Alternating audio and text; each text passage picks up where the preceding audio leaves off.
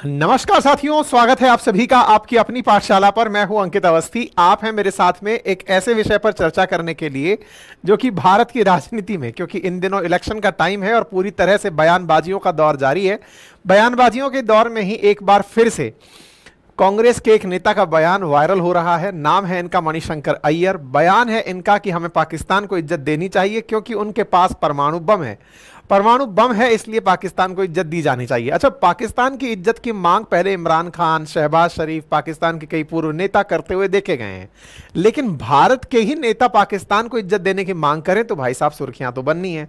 ऐसी ही सुर्खी फिलहाल सोशल मीडिया के माध्यम से पहुंच गई है न्यूज हेडलाइंस में, और न्यूज हेडलाइंस बन गई है कि पाकिस्तान को इज्जत दीजिए क्योंकि उनके पास में एटम बम है। अब ये कौन है मणिशंकर अय्यर, क्या इनका प्रोफाइल है, पाकिस्तान के परमाणु बम के बारे में और कौन से नेता जो इस समय विपक्ष के अंदर है और पाकिस्तान की इज्जत की मांग कर रहे हैं, आज उन सभी का जिक्र इस चीज में होगा। और इस बात को देखते हुए वर्तमान में इलेक्शन में इस बात का क्या रोल निकल कर आया है, इज्जतदार बात क्या है, ये सब चर्चा करेंगे। लेकिन उनके पास परमाणु बम है तो हमारे पास भी है या नहीं, इसको लेकर मैंने एक सवाल आपसे पोल में पूछा है, जाकर आंसर कर दीजिए। बताइए, भारत ने अपना पहला परमाणु बम परीक्षण, जिसका नाम स्माइलिंग बुद्धा था, वो कौन सी साल में किया था? आपके सामने चार ऑप्शंस हैं। पोल में हमने पोल क्रिएट किया हुआ है, जाकर आप इसमें आंसर दे दीजिए। जब तक आप आंसर देंगे पोल में करेक्ट आंसर, तब तक मैं आप लोगों को कुछ अपील कर लेता हूं। अपील यह है कि चैनल पर नए हैं तो सब्सक्राइब कर लें। हमारा बिहार पीसीएस के लिए फाउंडेशन बैच 4500 रुपीज में लाइव हो चुका है। इस वीक के अंत में एडमिशंस क्लोज हो जाएंगे। जिन्हें एडमिशंस लेने हैं अभी बुक कर लें। बीपीएससी प्लस जीएस फाउंडेशन यानी मेरा रिकॉर्डेड बैच प्लस बीपीएससी का बैच 5500 में उपलब्ध है, आप इसे भी ले सकते हैं। जीए फाउंडेशन का रिकॉर्डेड बैच 1499 में उपलब्ध है, आप इसे रिकॉर्डेड फॉर्मेट में यूज कर सकते हैं। 4 subject history, geography, polity, economy के हैं।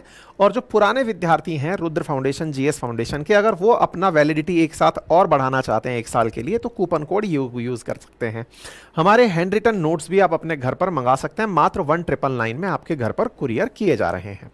बात है कांग्रेस के नेता मणिशंकर अय्यर की। मणिशंकर अय्यर बहुत बुद्धिजीवी और बहुत ही पढ़े लिखे व्यक्ति रहे हैं। अगर इनका इतिहास उठाकर देखा जाए तो आपका जन्म पाकिस्तान में हुआ था। इनके पिताजी सीए हुआ करते थे। पाकिस्तान, जब भारत और पाकिस्तान एक हुआ करता था, तो यानी कि संयुक्त भारत जब था, उस समय इनका जन्म लाहौर में हुआ था। बाद में विभाजन के बाद तो स्वाभाविक रूप से कि ये भारत आ गए। उस समय पर ये भारत जब आए तो इन्होंने बहुत ही बढ़िया बढ़िया स्कूलिंग से पढ़ाई की। सेंट स्टीफंस कॉलेज से पढ़ाई की। इसके साथ साथ दिल्ली विश्वविद्यालय के अंदर इकोनॉमिक्स की पढ़ाई की। कैम्ब्रिज के अंदर मार्क्सवादी सोसाइटी के सदस्य रहे। ट्रिनिटी हॉल के अंदर भी ये मेंबर रहे। काफ़ी पढ़े लिखे व्यक्ति रहे और फाइनली ये भारतीय विदेश सेवा में चयनित भी हुए। जो हमारे राजीव गांधी जी जो थे वो इनके जूनियर थे, है ना। तो इन्होंने भारतीय विदेश सेवा में जब चयन हुआ, उसके बाद में कई देशों में अपने जॉब किए, और उनमें से एक जॉब इनका पाकिस्तान में भी भारत के एक राजनयिक के रूप में रहा है। ठीक है, ना केवल राजनयिक के रूप में, बल्कि जब इन्होंने अपने राजनयिक के पद से इस्तीफा दे दिया, उसके बाद ये 1989 से राजनीति में आए, और राजनीति में आकर 1991, 99, 2004 के अंदर कांग्रेस के सांसद के रूप में संसद में प्रवेश किया। भारत के अंदर कई बहुत ही बड़े बड़े पदों पर आप विद्यमान रहे। इनकी विकिपीडिया पर जो जानकारी है उसमें ये अपने द्वारा भारतीय राष्ट्रीय कांग्रेस के अंदर काफ़ी ज़्यादा सक्रिय पदों पर रहे। राजीव गांधी के साथ साथ ये सक्रिय पार्टी के सदस्य रहे और पंचायती राज मंत्री भी रह चुके हैं। ठीक है साहब, तो इन्हीं का हाल ही में एक बयान वायरल हो रहा है जो इन्होंने एक पॉडकास्ट में दिया है। कांग्रेस के कई पॉडकास्ट हैं, जैसे अभी सैम पित्रोदा जी का एक बयान वायरल हुआ था बालाकोट एयर स्ट्राइक को लेकर के, नस्लीय टिप्पणी को लेकर के, और विरासत टैक्स को लेकर के। ठीक इसी प्रकार से मणिशंकर अय्यर जी का भी एक पॉडकास्ट है जो इस समय वायरल हो रहा है, और उसमें ये इस बात को कह रहे हैं कि पाकिस्तान एक सॉवरेन मुल्क है और उनकी भी इज्जत है, और उसके इज्जत को कायम रखते हुए उनसे जितनी कड़वी बात करना चाहते हो करो, लेकिन बात तो करो। बंदूक को लेकर घूम रहे हो।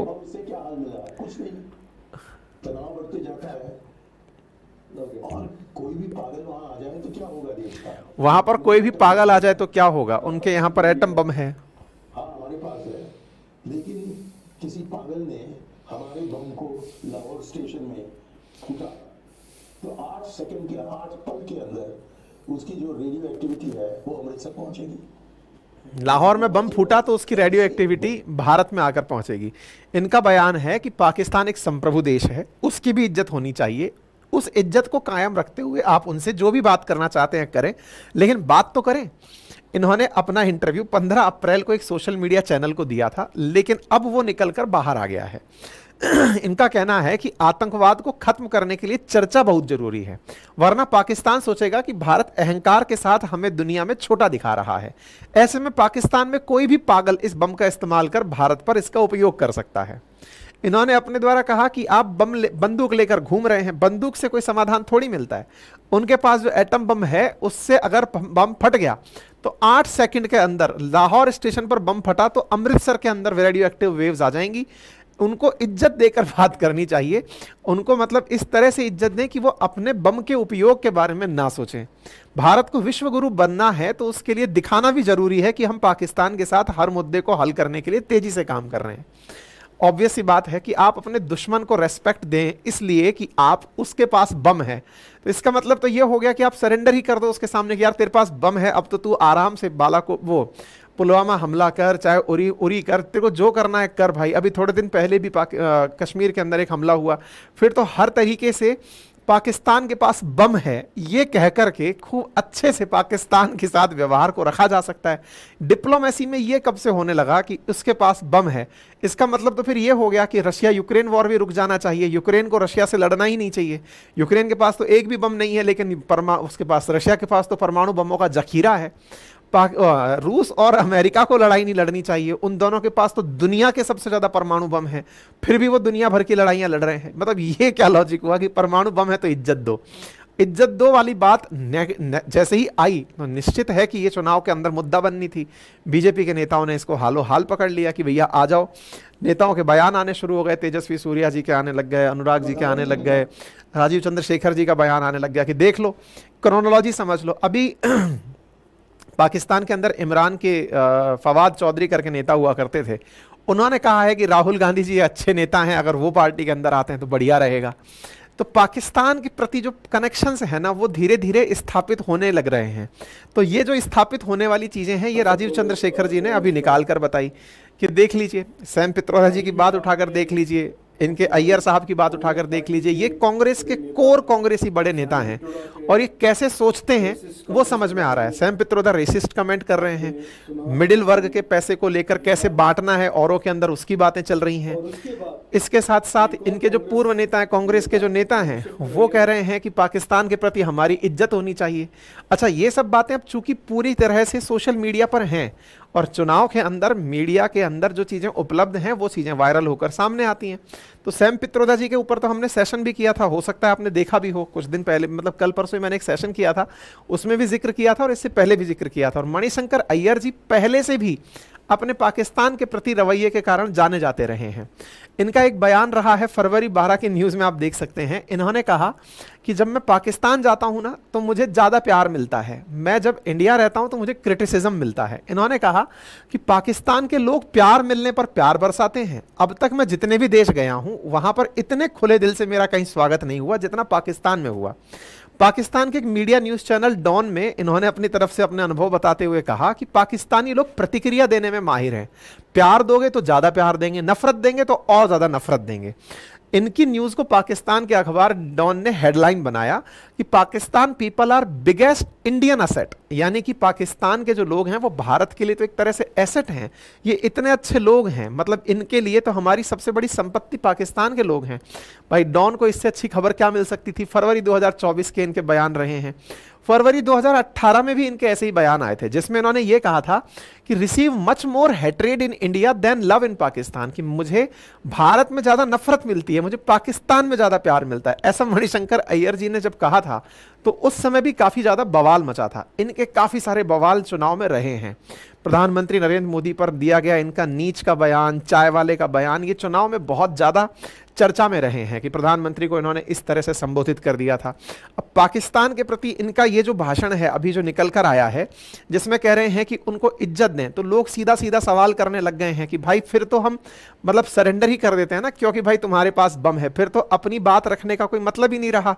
पाकिस्तान फिर तो आतंकवादी भेजे, आतंकी हमले करे, फिर तो सारी बातें सही हैं, फिर तो हमें सेटल ही हो जाना चाहिए। ठीक है, तो ऐसी स्थिति में इनके द्वारा जो दिया गया बयान है, फिर कांग्रेस की तरफ से पवन खेड़ा जी निकल कर आए, उन्होंने कहा कि ये पाकिस्तान को फिर से एंट्री करा दिए हैं। तो मैं आपको एक और वीडियो दिखा देता हूं। पवन खेड़ा जी ने जयशंकर साहब का एक वीडियो दिखा दिया जिसमें वो दिखा रहे हैं कि भारत के बारे में और चाइना के बारे में वो किस तरह से बात कर रहे हैं कि चाइना कितना पावरफुल नेशन है, हम उसके बारे में क्या सोचते हैं। तो कुल मिलाकर के ये है कि राजनीति में बयानबाजियों का दौर जारी है, कोई भी अपने मुद्दे से डिगना नहीं चाह रहा है। कांग्रेस जिस मुद्दे को लेकर चल रही है, बीजेपी जिस मुद्दे को लेकर चल रही है, बीजेपी के हमेशा मुद्दे में भारत पाकिस्तान रहा है, तो अब भारत पाकिस्तान में पाकिस्तान की एंट्री कैसे हो, वो वहाँ से शुरू होती है।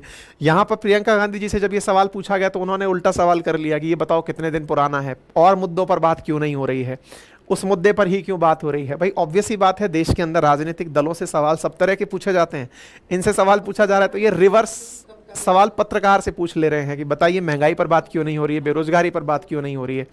ठीक है, मतलब उन चीज़ों पर भी बात होनी चाहिए, लेकिन इस बयान पर पार्टी की प्रतिक्रिया जानने का पत्रकार प्रयास कर रहे हैं। इन सब चीज़ों के बीच में सारी चीज़ें चलते हुए एक बात निकल कर आती है और वो ये है कि पाकिस्तान के मसले पर राजनेताओं को भी अपनी बयानबाजी से थोड़ा बचना चाहिए। भारत और पाकिस्तान के जिस प्रकार के रिश्ते हैं वो जग जाहिर हैं। चुनाव के समय पर कांग्रेस को भी अपने नेताओं को एक स्पष्ट गाइडलाइन देकर रखनी चाहिए कि भाई तुम्हारे इन बयानों से बहुत ज़्यादा नुकसान होता है। बीजेपी को भी समझना चाहिए कि भारत पाकिस्तान के मुद्दे जब आते हैं तो स्पष्ट गाइडलाइन किस तरह से हों, क्योंकि पाकिस्तान बेचारा खामखा हमारे चुनाव में हिट हो जाता है। पाकिस्तान को अब उसकी मौत मरने दें, हम अपने मुद्दों को लेकर के चुनाव लड़ें, भारत के लोगों के जो मुद्दे हैं उन्हें लेकर चुनाव लड़ें, भारत के लोगों के विकास के लिए, भारत की अर्थव्यवस्था के विकास के लिए, रोजगार के लिए, सुरक्षा के लिए, संचार के लिए, सेहत के लिए, इन सब चीज़ों के लिए, गरीबी उन्मूलन के लिए चुनाव लड़ें। मुद्दों पर चुनाव लड़ें तो भारत के लिए भी बहुत ही प्रोग्रेसिव थॉट के रूप में काम आएगा, क्योंकि वो ऑलरेडी बहुत ज़्यादा खत्म हो चुका है। लोगों में पाकिस्तान को लेकर स्पार्क ही नहीं आता है कि यार तू तो मर चुका ना, तुझे और कितना मारें, है ना। लेकिन हाँ, इस मरते हुए देश ने हमारे देश को बहुत नुकसान पहुंचाया है, चाहे हमारे देश के अंदर आतंकी हमलों की बात हो, पुलवामा हमले की बात हो, उरी की बात हो, ये सब वो हमले हैं जिन्हें भारत वाले कभी भी माफ नहीं करते। मतलब ये मानकर चलते हैं कि पाकिस्तान ने अपनी बिगड़ी हालत में भी उस परमाणु बम के नाम पर आतंकियों को भारत के अंदर भेजकर कि भारत तो डरेगा कि उसके पास परमाणु बम है। अभी एक पाकिस्तान के लेकर के नेता हैं फारूक अब्दुल्ला, उनका बयान काफी वायरल हुआ, अगर आपको ध्यान हो तो ये भी इंडिया अलायंस के अंदर ही नेता हैं फारूक अब्दुल्ला। इनसे जब पूछा गया, क्योंकि हाल ही में क्या है, राजनाथ सिंह जी ने एक बयान दे दिया था, बयान ये था कि पाकिस्तान अगर ये हरकत करेगा तो हम घुसकर मारेंगे। तो उन्होंने कहा घुसकर मारोगे तो उसके पास बम है, वो कोई बेंगल पहन के थोड़ी बैठा है। मतलब उसके बम की हमारे देश में इतनी तारीफ होना, ये तो मतलब एक तरह से ये हो गया ना कि दुश्मन की प्रशंसा हमारे देश में, क्या हमारे देश के लोगों के मनोबल को गिराने का प्रयास हो रहा है क्या। इनका एक बयान काफी ज्यादा अभी रिसेंटली वायरल हुआ है 5 तारीख को ही। तो कुल मिलाकर के भारत भारत है, और भारत और पाकिस्तान के बीच जब मित्रता नहीं है तो राजनेताओं को भी बड़ा ही जिम्मेदारी पूर्वक हम कौन से रोकने वाले हैं, हमें तो पहुंचेंगे नहीं।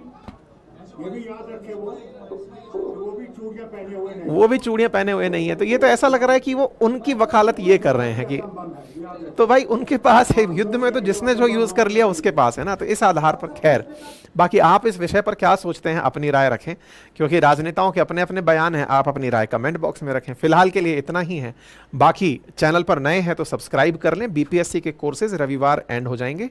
एडमिशंस, जिन्हें एडमिशंस लेने हैं अभी जाकर अपने एडमिशन बुक कर लें। डिटेल कोर्स चल रहे हैं और जाकर डेमो देखें, अपनी पाठशाला एप्लीकेशन पर जाइए, डेमो जाकर देखिए और डेमो देखकर अंदाजा लगाइए कि आपको क्या पसंद आता है। ठीक है, फिलहाल के लिए इतना ही। और मेरा जीएस रिकॉर्डेड फाउंडेशन बैच भी आपको यहाँ पर उपलब्ध हो जाएगा, क्लासेस हमारी हैं, सब कुछ आपके लिए उपलब्ध है। थैंक यू सो मच, अपना ख्याल रखें।